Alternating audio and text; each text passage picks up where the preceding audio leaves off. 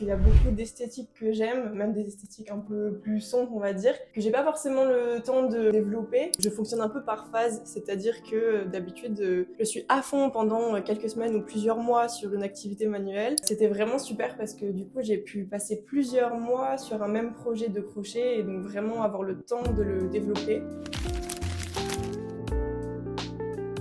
Bonjour, bienvenue dans le navire des Toulourennes. Aujourd'hui, nous accueillons la fantastique Dilorne. Est-ce que tu pourrais te présenter pour les personnes qui ne connaissent pas encore ton travail? Du coup, salut, moi c'est Dilorne et je fais des créations au crochet. Pour ceux qui ne savent pas, ça ressemble à ça. Bon, là c'est petit, mais du coup voilà. Donc ça permet de faire du volume à partir d'un fil et je fais principalement des accessoires et de la décoration. Et comment tu décrirais justement ton style et ta philosophie en crochet? Je dirais que j'ai un style assez polyvalent parce que j'essaye de faire beaucoup de choses différentes. Donc comme j'ai dit, des accessoires et de la décoration, mais aussi des vêtements, des peluches, des objets, des ouvrages plus artistiques. J'ai un style plutôt fleuri et coloré en réalité, ou dans ma tête en tout cas. J'ai un style encore plus polyvalent parce qu'il y a beaucoup d'esthétiques que j'aime, même des esthétiques un peu plus sombres on va dire, que j'ai pas forcément le temps de développer. Mais voilà, en tout cas, il y a tellement de possibilités et du coup ma philosophie du crochet ce serait que il faut vraiment essayer tout ce qu'on peut le plus possible. J'adore essayer plein de choses même si je suis pas sûre d'y arriver. C'est sûr que dans cet art, il y a vraiment beaucoup de choix et on se perd vite sur Pinterest.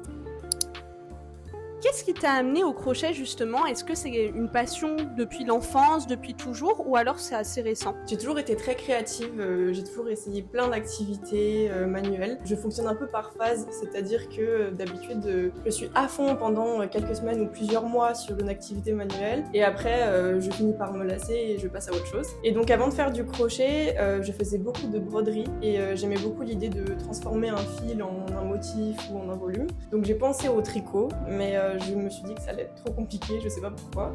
Je connaissais l'existence du crochet, mais je savais pas trop ce que c'était. Je savais juste que ça pouvait faire du volume et que c'était en lien avec un fil. Donc j'ai acheté mon premier crochet, ma première pelote, j'ai regardé des tutoriels sur internet. Du coup c'était il y a 4 ans, en 2021, et depuis je me suis jamais arrêtée. C'est vraiment très très vite devenu une très grande passion et je suis jamais passée à autre chose parce que justement il y a tellement de possibilités que j'adore. Bah, trop chouette, on voit ton enthousiasme et ta passion justement. Et du coup, est-ce qu'il y a un premier projet qui t'a vraiment marqué, qui a vraiment été important pour toi? Alors, je sais pas si c'est vraiment mon premier projet qui m'a marqué, mais en tout cas, c'est un projet qui m'a particulièrement marqué. En fait, moi, j'ai fait des études de graphisme. Et donc, pendant ces 3 ans de graphisme, j'avais qu'une seule chose en tête, c'était le crochet. Et du coup, j'essayais d'intégrer le crochet le plus possible à mes projets de cours, même si à première vue, le crochet et le graphisme, ça n'a pas grand-chose à voir. Et donc, en fin d'année, on devait faire un projet avec une réelle demande, etc. Et j'ai eu l'occasion de travailler avec un festival pour enfants qui s'appelle Festibouchou. Ça se passait à Pêche-Beaunieu dans le nord de Toulouse. C'était vraiment super parce que du coup j'ai pu passer plusieurs mois sur un même projet de crochet et donc vraiment avoir le temps de le développer. Et donc j'ai mélangé crochet et graphisme évidemment. Par exemple, j'ai fait une typographie inspirée des codes du crochet. Je me suis inspirée de l'affiche du festival qui a été illustrée par Laura Deleuze et j'ai réutilisé les éléments graphiques pour faire des mobiles suspendus en forme d'étoiles, de forme abstraite. J'ai fait des choses assez interactives et c'était vraiment incroyable de voir un projet prendre vie et prendre forme auprès d'un public et du coup d'avoir des retours directs. Bah, c'est trop chouette en fait de pouvoir lier justement ta formation en fait et ta passion, et du coup t'as l'air d'avoir vraiment aimé ce projet, donc c'est trop chouette. Est-ce que tu as déjà rencontré des défis en tant que créatrice? Et si oui, comment tu les as surmontés? Alors, les défis que j'ai surmontés, c'est surtout des défis administratifs. Je déteste ça, enfin c'est très compliqué pour moi, surtout pour se lancer, etc. Je savais pas trop comment faire, par où commencer. Et heureusement, en fait, j'ai été aidée par un organisme qui s'appelle le CBE, qui m'a permis en fait de m'accompagner et qui m'accompagne encore aujourd'hui. Très grand défi pour moi, l'administration. J'imagine, je pense que l'administratif, c'est vraiment le pire cauchemar de toute personne sur Terre. Est-ce que tu pourrais nous parler de ta manière de travailler? Est-ce que tu as une routine ou des étapes clés pour ton processus de création? Alors, je travaille beaucoup à l'intuition, je pense. J'ai envie de faire quelque chose, je le fais, même si je sais pas du tout comment je vais y arriver. Donc je fais, je défais, je refais, je recommence. Et ça peut être très long jusqu'à que je sois satisfaite du résultat. Souvent, je vais faire des croquis, mais c'est pas facile de passer d'un dessin à des mailles. J'ai énormément de projets inachevés, voire abandonnés, mais au moins ça me permet d'essayer beaucoup de choses différentes. En fait, je fais du crochet tout le temps. Dès que j'en ai l'occasion, toute la journée, le soir, tous les jours, dès que je peux en fait. En fait, vraiment, tu manges crochet, tu respires crochet, tu dors crochet, tu rêves crochet, quoi. Super. Où est-ce que tu pisses ton inspiration? Est-ce qu'il y a des artisans, des tendances ou des expériences qui t'inspirent au quotidien? Je suis inspirée par beaucoup de choses différentes, même les plus banales autour de moi. Mais je pense que ce qui m'inspire le plus, ça va être mon entourage, ma famille et mes amis. Parce qu'ils vont me suggérer des idées, me proposer des choses que j'aurais pas forcément fait. Et ça va me permettre de sortir de ma zone de confort.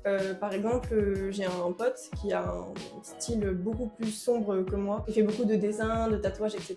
Il m'avait commandé une cagoule avec des cornes, dont une qui était cassée, avec du sang qui coule. Donc rien à voir avec ce que je faisais. Mais en fait, c'était un style que j'avais aussi envie d'explorer, donc c'était vraiment l'occasion. Et je l'aurais pas fait dans un autre contexte. Et donc ça m'a permis de sortir de ma zone de confort. Et aujourd'hui, je continue de faire des cagoules. Ça m'arrive de faire des accessoires avec des cornes. En fait, j'ai vraiment adoré ce projet. Et voilà, ça arrive souvent qu'on me propose de faire un projet et qu'au final, je me rends compte que c'est quelque chose que j'aime aussi.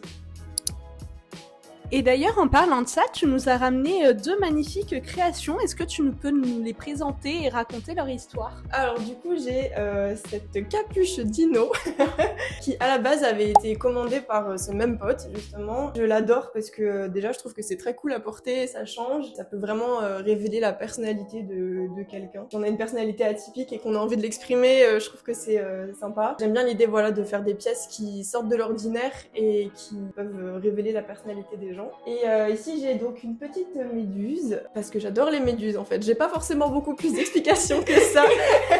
Et je trouve que c'est vraiment magnifique. En fait, pour les méduses, j'utilise que des pelotes de seconde main. Donc je m'amuse un petit peu avec ce que je trouve. J'ai des fils texturés, etc. qui me permettent de faire des visuels sympas. Et voilà, du coup, c'est des petites méduses décoratives à suspendre. Et quand il y en a partout, je trouve ça magnifique.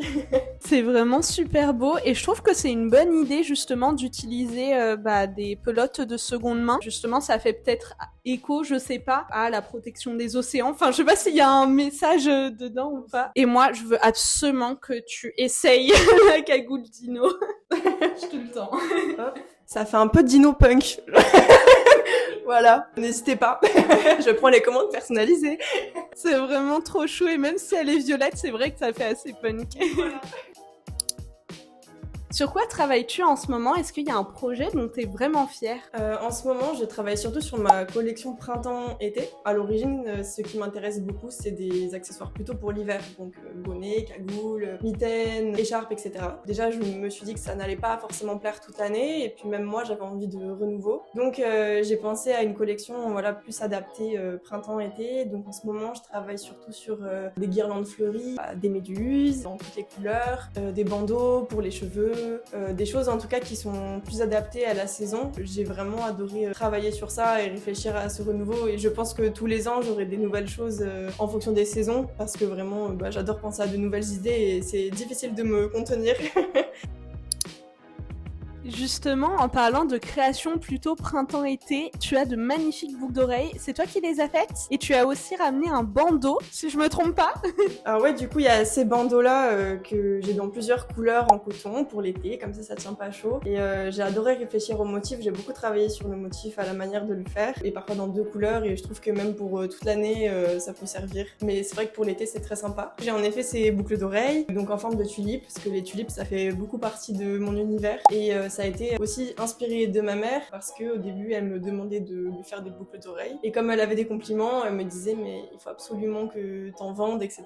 Je trouve ça adorable parce que je remarque que vraiment ta famille et tes proches sont un réel soutien et je pense que c'est important quand on est créateur, créatrice.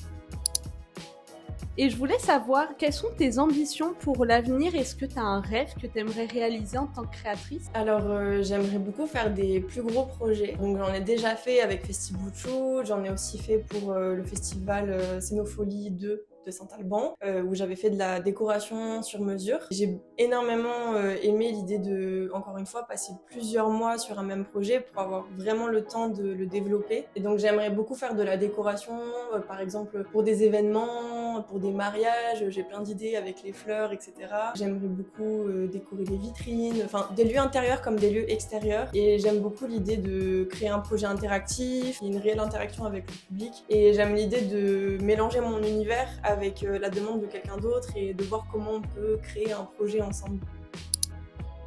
Quel conseil donnerais-tu à quelqu'un qui veut se lancer justement dans le crochet et développer son style? Alors évidemment, pour moi, il faut vraiment faire ce qu'on aime et pas simplement suivre les tendances, mais il faut vraiment réfléchir à qu'est-ce qu'on aime nous, même si ça change de ce qu'on a l'habitude de voir. Et si vous voulez vraiment développer votre propre style et faire des créations uniques, je conseillerais de petit à petit se débarrasser des tutoriels parce qu'en fait, quand on suit tout le temps des tutoriels, j'ai l'impression qu'on va moins se poser de questions. Pour moi, il faut changer son habitude avec les tutoriels. On peut les utiliser, mais plutôt partiellement, parce que si vous voulez faire quelque chose d'unique, c'est pas dans un tutoriel que vous le trouverez. Bah écoute, moi qui aimerais tester le crochet, tu m'as donné un super conseil qu'on n'entend pas souvent. Enfin, en général, on va directement vers les tutoriels photos ou vidéos. Tu as participé d'ailleurs au marché des Toulourennes du Biergarten de Purpan, le dernier qu'on a organisé. Qu'est-ce que tu en as pensé justement? Du coup, c'était la deuxième fois que je faisais un marché des Toulourennes au Biergarten de Purpan. J'ai vraiment adoré, je trouve qu'à chaque fois il y a des stands magnifiques, vraiment pépites. J'adore passer du temps sur les autres stands. Je suis peut-être pas assez à mon stand d'ailleurs, parce que j'adore discuter avec les gens et discuter de leur création. Je trouve qu'il y avait vraiment une super ambiance, les gens sont super, ça me permet vraiment d'interagir avec les personnes et d'avoir un retour direct. Et voilà, donc oui, le marché des Toulourennes était vraiment très sympa. Je confirme, il était très cool, c'était mon premier et franchement, sous un magnifique soleil en plus. Enfin, vraiment, le cadre était super et les gens très chouettes. Et du coup, où peut-on suivre tes aventures créatives? Principalement sur Instagram, tout simplement. J'essaie d'être de plus en plus active. Mais voilà, je tiendrai au courant des nouvelles créations que je fais, des prochains marchés, etc. Donc vraiment, n'hésitez pas à me suivre. Bah merci Dylorne, en tout cas ton parcours est vraiment inspirant. Merci pour ton partage et tes conseils. Bah du coup merci à toi et merci de m'avoir invitée, c'était vraiment sympa de partager mes créations et de mon univers. Si jamais vous voulez suivre ses aventures et son travail, on mettra tout en description, tous ses réseaux sociaux, etc. Les nôtres aussi, si vous voulez suivre nos événements et nos marchés, n'hésitez pas à regarder en description. Et en attendant, abonnez-vous, likez, partagez et on vous dit à bientôt pour une nouvelle vidéo. Bisous!